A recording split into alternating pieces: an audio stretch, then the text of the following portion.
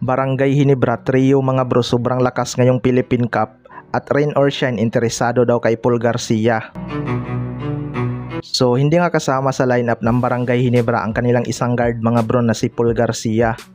Although marami ngang fans ang may gusto na i-develop ito ng Barangay Ginebra dahil may potential nga daw ito lalo na sa depensa.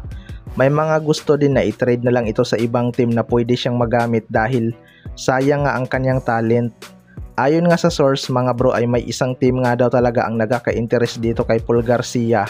Ito nga ang rain or shine Elasto Painters. Well, para sa akin mga bro, malaking bintahi talaga para kay Paul Garcia kung mapunta ito sa rain or shine. Kilala naman natin itong si Coach Yeng Yao na mahilig mag-develop ng mga rookie at binibigyan niya talaga ng playing time lalo na kapag nakikitaan niya ng sipag sa depensa. Isa pa, tataas talaga ang kanyang kumpiyansa dito dahil panigurado mura ang aabutin mo kay Coach Yeng Yao kapag open ka tapos hindi ka titira. Mahilig din kasi sa mga batang player tong si Coach Yeng Yao dahil maliliit nga ang kanyang mga player, dinadaan nga nila sa bilis ang kanilang laro. Kaya kung makuha ng rain or shine itong si Paul Garcia mga bro, panigurado madidevelop talaga to ni Coach Yeng Yao. Parang Scottie Thompson din talaga ang galawan nito.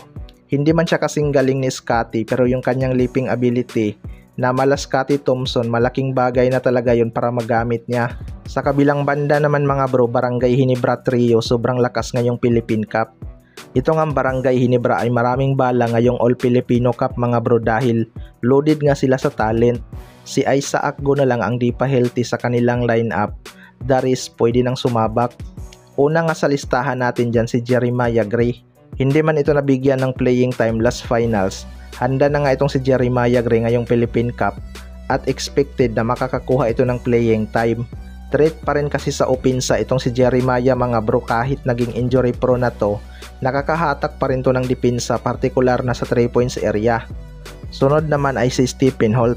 Hindi nga siya ramdam sa opensa lalo na kapag import-leaded conference dahil ginagawa nga siyang import stopper ni Coach Tim Cone. Pero alam naman natin na isa itong scoring machine lalo na kapag hinahayaan siya sa kanyang laro. Ngayon ngang walang import, expected nga na babalik na ang aggressive sa opensa na Stephen Holt. Kapag ito naging threat sa opensa, siguradong may kalalagyan talaga ang kanilang kalaban. Last naman ay itong si Jimmy Malonzo. Kakabalik pa lang nito last conference galing sa kanyang injury, pero nagpapakita na nga ito ng impressive performance. Though hindi nga ganun ka-explosive dahil on and off nga ang kanyang laro. Understandable naman yan mga bro dahil binabalik pa nga niya ang kanyang laro. Medyo bumigat din kasi ang timbang nito kaya may pagbagal na rin sa kanyang galaw. Kaya abangan na lang natin ang magiging performance ng trio na yan. Kayo mga bro, ano masasabi nyo tungkol dito?